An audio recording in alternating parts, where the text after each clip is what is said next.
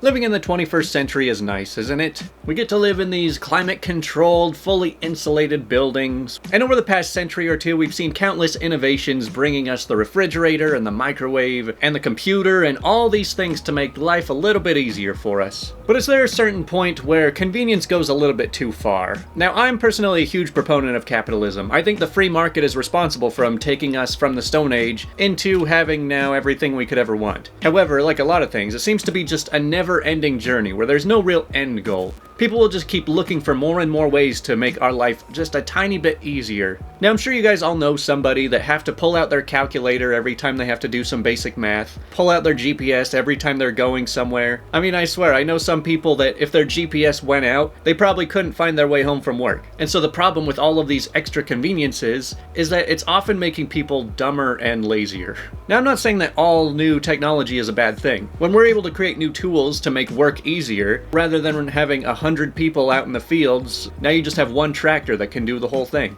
I mean, when you look back in history, you needed pretty much every person alive to help produce. Everyone either had to be farming for food, or building houses, or just doing something to provide for the community. But now with all of our new technology and tools, it really only takes a few people to supply a massive community. And so that leaves a lot of the rest of the people who don't have to do all of that stuff feeling like they have no purpose in life. So I mean, just think about how easy our lives are compared to people even just like 20 or 30 years ago. I mean, we have all of the information we could ever want just in the palm of our hands. We can easily reach out and talk to people all over the world. Communication is instant. It's so easy to just do research or watch any movie. You have full entertainment all over the internet. And to an extent, a lot of people alive today have never encountered any sort of real hardship. Now, I'm sure you've heard the saying, good times make weak men. It's just one part of a 4-part cycle, and we are definitely in that part right now. I'd say there's no doubt that we are some of the weakest generations in human history,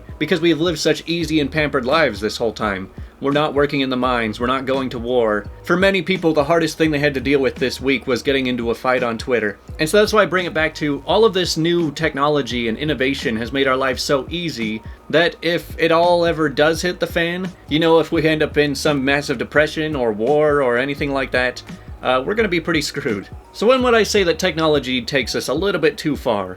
Now, I mentioned the GPS example, how people are just so used to relying on a computer telling them exactly where to go that they don't even know their own city. They barely know how to navigate their own town. Now, one pretty big example I would give are all of these voice-activated machines where you just tell it to do something, having a smart home or all of these smart devices. Because, you know, sometimes it's just so much work to stand up, walk all the way across the room, and flip off the light switch. Sometimes you just want to yell, hey, turn the lights off.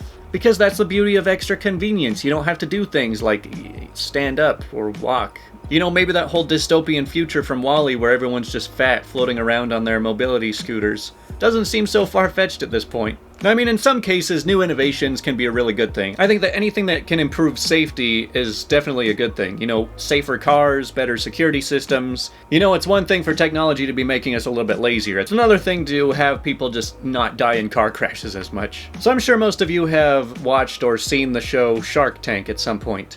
It's where all these aspiring entrepreneurs come to pitch their small businesses to a bunch of billionaires, asking for them to invest in their company. And watching that show really opens my eyes to just how good we already have it. Because being an entrepreneur these days seems like this glamorous lifestyle. It's like being a rock star. Oh, you invent a new product and you can make millions. And so you have all these people going on to Shark Tank who, let's just say many of them wanted to be an entrepreneur before they had an idea that got them to be an entrepreneur. And so they're constantly pitching these ridiculous, tiny little things. They're like, we know your life is already 99% convenient, so here we are to sell you an accessory to another thing that you probably don't need, just to increase the convenience of your life by just another 0.1%. Are you tired of spending 30 seconds a week on some inconvenient chore? Well, just pay us $60, and now we can drop that to 15 seconds a week. And that's the thing, it's just like all of our needs are already taken care of. So now you just have so many people trying to sell some stupid idea that's meant to make your life just maybe 0.1% easier. I mean, a lot of times when you see these Shark Tank pitches, occasionally it'll be somebody who's like, you know, I do this thing a lot, and it's always so inconvenient, there's got to be a better way, so let me invent a nicer way of doing things. But then there's the people that are just like, Oh man, I want to make $1 million. Hey, here's a stupid idea. Why don't we try and sell this? Maybe it'll become a meme and catch on and we'll make a bunch of money off of it. It just seems like a lot of people are trying to put the cart before the horse and saying, I want to be an entrepreneur. What should I do? Like, that is probably not the best way to become a businessman. But unless you are some insanely rich and powerful corporation with lots of very smart people, you're not really going to innovate or invent something that nobody's ever thought of before. I think that we've way past the age of just coming up with a new idea that will revolutionize everything. It's more just reaching technological advancements to be able to create those things. Like a time machine. Why has a time machine never been invented? Not because nobody's ever thought of it, but because we don't know how. But yeah, so many times when I've seen Shark Tank, I'm like, does this really need to exist?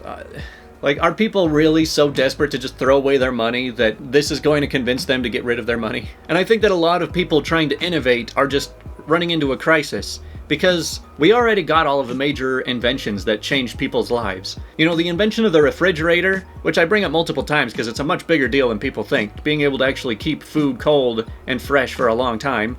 We've got ovens and microwaves and all sorts of kitchen appliances. We've got computers and TVs and phones. You know, all of those major things have pretty much already taken care of everything we need. And so now people are just like, well, we can't really invent the next big thing, so let's just invent some sort of small accessory to something that everybody already owns. I think that the end goal here is that we're just going to have robots that will do everything for us, and then people will just never have to have another thought again. They'll never have to lift a finger, they'll never have to put any effort into anything. A lot of people seem to think that the end goal of humanity is to be able to just completely shut down and never use your body or your mind again. And so that all ties back to good times making weak men. I think that the longer it takes for the next big crash, the next big crisis, the worse it's going to be, because we've got a lot of very weak people these days who rely heavily on technology for everything they do.